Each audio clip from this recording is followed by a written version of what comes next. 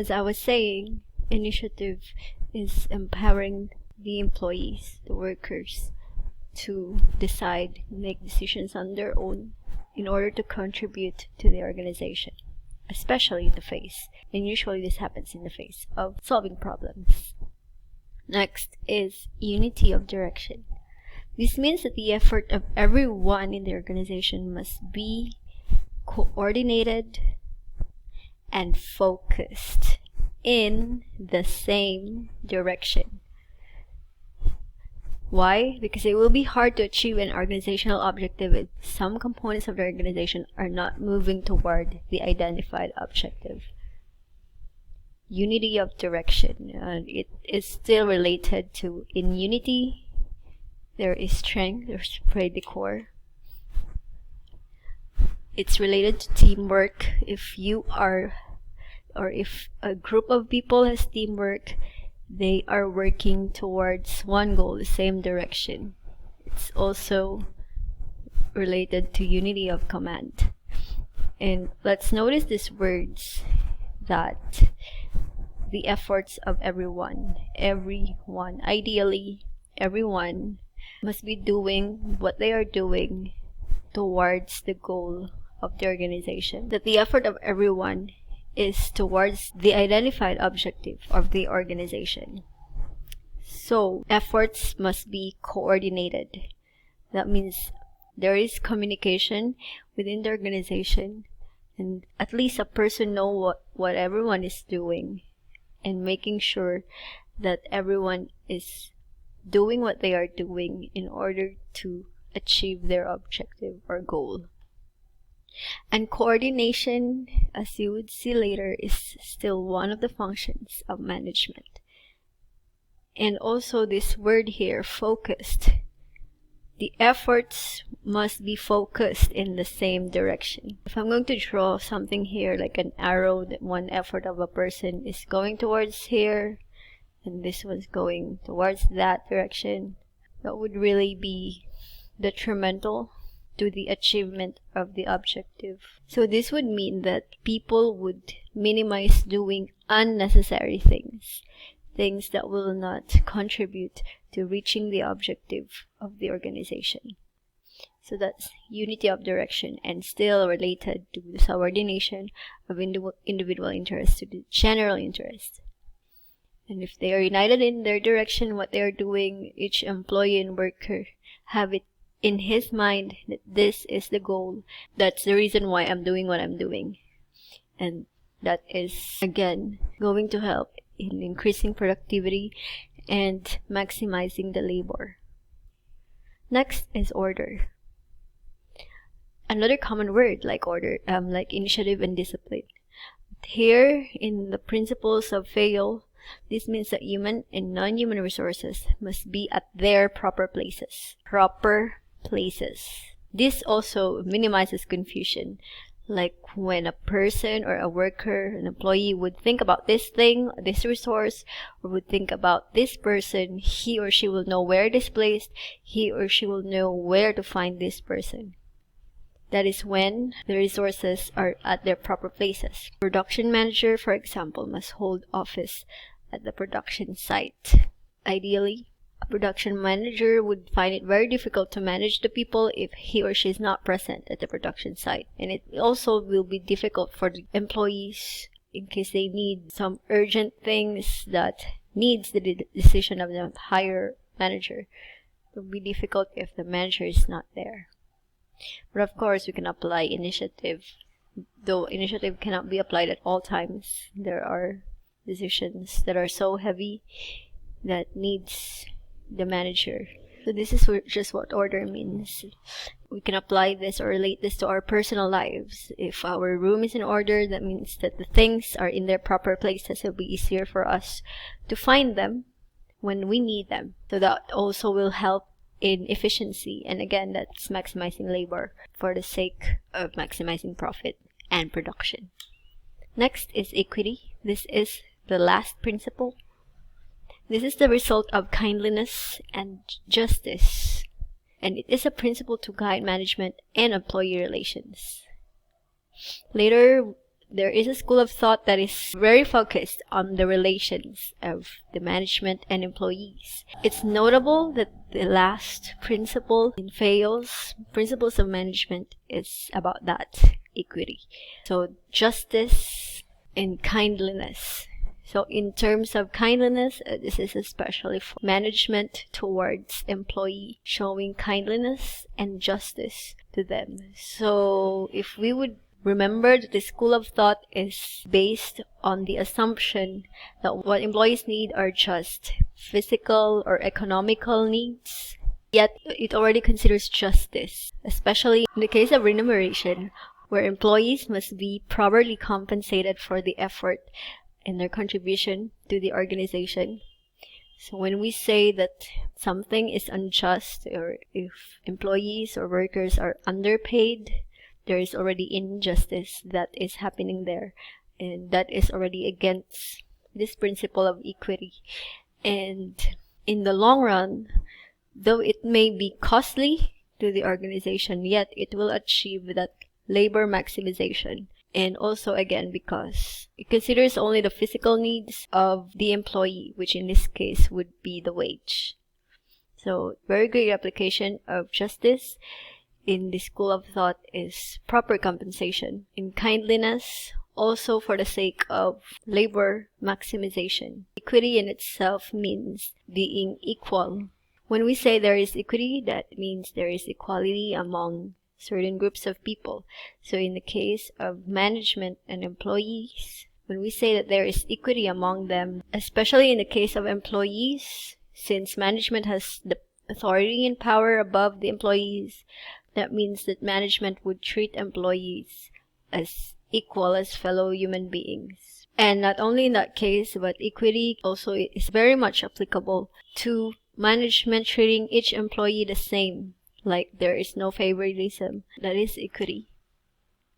And now let's move on to another school of thought, scientific management. Another school of thought in management theories, scientific management. So if in the traditional school there is an emphasis on maximization of labor in production, and if it's based on the assumption that the primary need of employees is just economical and physical, scientific management, on the other hand, analyzes workflows in order to improve economic efficiency, especially labor productivity. So it's still about labor productivity, but what it analyzes the workflow. That means what happens in the order of how things are done from raw materials to finished product. This theory is developed by Frederick Winslow Taylor. He is an engineer, and this theory is popular in the 80s and 90s. And take note, it is popular in US manufacturing industries. We'll see later why it's the manufacturing industries that uses or applies this school of thought. First, let's take a look at who Frederick Winslow Taylor is. He's an American mechanical engineer. If you would notice, many of the pioneers of management in management theories are not necessarily managers by profession in how they are being addressed. Like Fayol was an engineer, and now Taylor is still an engineer. And being a worker in the industry, he sought to improve industrial efficiency. And consider this, that he is the father of the scientific management and efficiency movement. He's also the father of industrial engineering, since his focus is on analyzing workflows and how efficient they are. So he started industrial engineering. 1909, he published the Principles of Scientific Management. And this is one of the things that the Principles of Scientific Management contain. Productivity would increase if jobs were optimized and simplified. Take note of the word efficiency. Efficiency is about maximizing the resources in order to minimize waste. That's what it's all about. It's to minimize waste while producing the greatest output that is possible. That is efficiency. So for the sake of efficiency, jobs are optimized and simplified. And the division of labor, which is one of the principles in the classical thought, is very much applicable to simplifying the jobs, because the more complicated a job is, the more difficult it would be for one person to do it. So if a job is simplified, then it would be expected that productivity would increase. And in that case, it's also optimized. Simplified and optimized. That means there is an expectancy of greater output, higher quality output, as a job is being simplified. And let's take a look into the principles of scientific management. There are 4 principles, and it follows. It's scientific management. So number 1 principle is science and not rule of thumb. Number 2, harmony, not discord. Sounds familiar with the classical thought. Cooperation, not individualism. The development of each and every person to his or her greatest efficiency and prosperity. Let's take a look at each of this. First, science and not rule of thumb. Businesses must not be stuck in routines and old techniques, but constantly experiment to develop new techniques which make the work simpler, easier, and quicker. So again, scientific management is about optimization and simplifying of jobs for the sake of increase in productivity. So in this case, there is an emphasis on the research and development. It's not because a certain way of doing things has worked in the past that an organization or a company or a business would just continue to use it for the rest of its production time. As productivity is expected to increase, and that is also the aim of organizations, to increase productivity, then there is a need for development of techniques and routines, procedures that will make the work simpler, easier, and this one quicker. If it is easier to be done by workers, then it will also be quick. There will be more production. And the thing about this is there are actually ways of producing products that really are associated on the techniques and routines, procedures, and how they were made. There are so-called traditional ways of doing things, which for some people, for some consumers, means it is worth more of their money than if something is done in a simpler way or a quicker way. We can accord that to a consumer sentimentality. He or she values traditional ways. There are also cases where products that were done the traditional way really are of better quality than if they were done in the simplified way or the quicker way. So it depends. But this principle is about development. And the way to do that is through experimentation, and that it must be done constantly. Next is harmony, not discord. Labor and management should not count each other. Should count each other as indispensable. So the management can never say to the labor force or the workers, I don't need you. And the labor force cannot also say to the management, we don't need you. They must value their contribution to the company, but in their valuing of themselves, they should not think that they can do the work without the other. So they should recognize both their work and also the importance of having each other. We can relate this to the traditional school of thought in Esprit de Corps. That was in unity there is strength, and that is about teamwork, that principle. And there is a mental revolution that this principle advocates or talks about, that it ends all conflicts between two parties and to be beneficial to both.